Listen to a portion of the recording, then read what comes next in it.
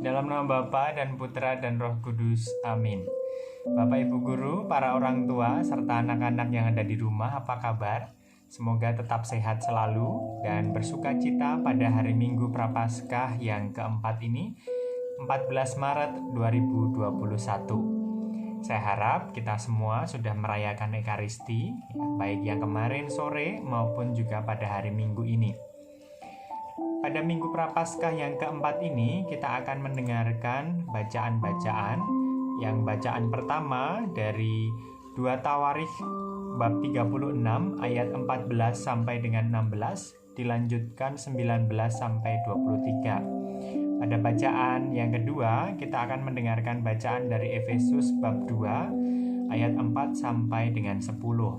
Sedangkan bacaan Injil dari Yohanes 3 ayat 14 sampai 21. Saya harap nanti untuk bacaan yang pertama dan yang kedua silahkan bisa dibaca secara pribadi. Kita akan mendengarkan bacaan Injil pada pagi hari ini. Inilah Injil Yesus Kristus menurut Yohanes. Dimuliakanlah Tuhan. Sekali peristiwa, Yesus berkata kepada Nikodemus yang datang kepadanya waktu malam, "Sama seperti Musa meninggikan ular di padang gurun, demikian juga Anak Manusia harus ditinggikan, supaya setiap orang yang percaya kepadanya beroleh hidup yang kekal. Karena begitu besar kasih Allah akan dunia ini, sehingga Ia telah mengaruniakan Anaknya yang tunggal, supaya setiap orang yang percaya kepadanya tidak binasa, melainkan beroleh hidup yang kekal. Sebab Allah mengutus Anaknya ke dalam dunia bukan untuk menghakimi dunia, melainkan untuk menyelamatkannya. Barang siapa percaya kepadanya, ia tidak akan dihukum. Tetapi barang siapa tidak percaya, ia telah berada di bawah hukuman, sebab ia tidak percaya dalam nama Anak Tunggal Allah. Dan inilah hukum itu, terang telah datang ke dunia, tetapi manusia lebih menyukai kegelapan daripada terang, sebab perbuatan-perbuatan mereka jahat. Sebab barang siapa berbuat jahat, ia membenci terang, dan tidak datang kepada terang itu, supaya perbuatan-perbuatannya yang jahat itu tidak nampak. Tetapi barang siapa melakukan yang benar, ia datang kepada terang, supaya menjadi nyata bahwa perbuatan-perbuatannya dilakukan dalam Allah." Demikianlah Injil Tuhan. Terpujilah Kristus. Bapak Ibu Guru, para orang tua, dan anak-anak yang ada di rumah, hari ini kita melihat bahwa Allah itu begitu setia kepada bangsa Israel. Namun, bangsa Israel itu mengingkari atau mengkhianati kesetiaan Allah itu. Pada bacaan pertama, kita akan melihat, kalau nanti dibaca, kita akan melihat kisah di mana bangsa Israel itu selalu meremehkan apa yang sudah Tuhan utus. Para nabi, hakim, itu disia-siakan, padahal Allah sudah mengutus itu. Dan bahkan mengolok-olok utusan Allah itu, menghina segala firman Allah, mengejek nabi-nabinya. Oleh karena itu, Tuhan menggerakkan orang-orang Kasdim, dan akhirnya bangsa Israel masuk dalam masa pembuangan di Babel selama 70 tahun.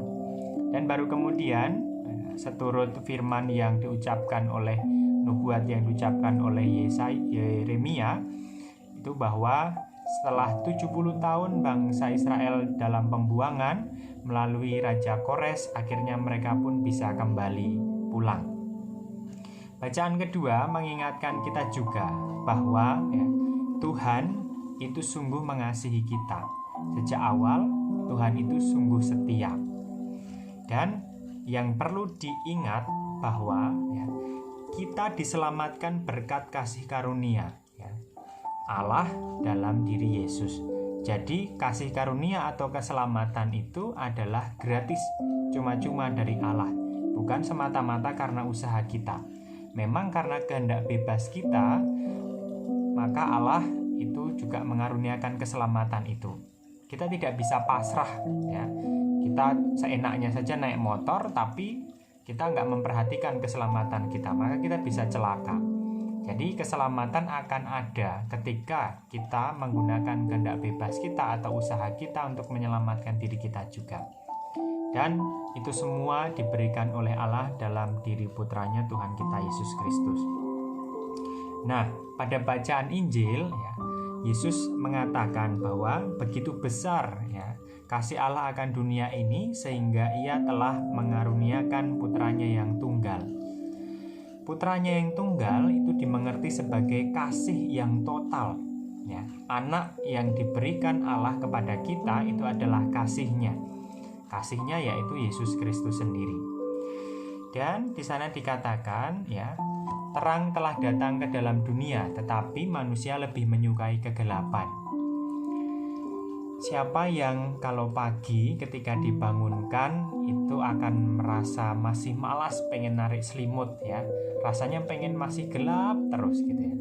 Karena kita senang ya kalau bangunnya agak siang ya. Secara umum seperti itu, apalagi malamnya begadang. Nah, bagaimana kita akan mendapatkan keselamatan, bagaimana kita akan mendapatkan terang itu ya, kalau kita masih tinggal dalam kegelapan. Kadang sebenarnya manusia itu takut pada kegelapan. Buktinya kalau mati lampu saja sudah bingung ya, bagaimana mencari sumber cahaya atau terang. Nah, kita bersyukur bahwa Allah kita ya, itu mewahyukan dirinya dalam diri Yesus. Ya, Allah mau turun ke dunia dengan kerendahan hatinya yang luar biasa menjadi manusia sama seperti kita. Itulah misteri inkarnasi yang sungguh di dalam Kristiani sungguh merupakan anugerah Allah yang terindah. Artinya Allah menjadi sama serupa dengan kita manusia. Dan kita bersyukur pula karena kasih itu ya, yang satu-satunya kasih yang berupa kehadiran Tuhan Yesus Kristus dalam diri kita ya, dalam kehidupan kita, itu membawa keselamatan bagi semua orang. Oleh karena itu ya, di dalam kehidupan ini kita pun juga ingin ya melihat betapa kasih itu kita lakukan dalam kehidupan kita melalui pengorbanan kita ya. Jangan sampai kita masih tinggal dalam kegelapan, tinggal dalam zona nyaman, tetapi tidak mau untuk bekerja sama dengan Allah memperoleh keselamatan itu. Nah, pada masa Prapaskah ini kita bersama-sama melihat bagaimana pengorbanan Tuhan melalui wafatnya di salib itu juga kita lakukan dalam kehidupan sehari-hari. Meski pengorbanan kita begitu kecil, tidak ada bandingnya dengan Tuhan Yesus, tapi kita melakukan itu sebagai bentuk upaya kita menyatukan diri dengan penderitaan Tuhan. Sehingga nanti keselamatan itu akan kita peroleh, juga kita membawa keselamatan bagi banyak orang. Ya, menolong orang yang sakit, ya, tetap memakai masker pada masa pandemi ini, menjaga jarak, mengurangi keluar rumah, makan makanan yang sehat, dan lain sebagainya. Belajar yang rajin, itu adalah bentuk-bentuk dari upaya kita untuk mencapai keselamatan. Sama seperti yang Tuhan sendiri lakukan, begitu pengorbanannya luar biasa terhadap hidup kita. Semoga kita senantiasa mau untuk menjadi orang yang sungguh berkorban bagi orang lain, terutama kita mengusahakan keselamatan itu bagi sesama kita, sehingga semakin banyak sukacita tersebar di tengah keluarga, masyarakat, dan orang-orang yang kita cintai. Kemuliaan kepada Bapa dan Putra dan Roh Kudus, seperti pada permulaan, sekarang, selalu, dan sepanjang segala abad. Amin. Tuhan Yesus memberkati. Selamat pagi.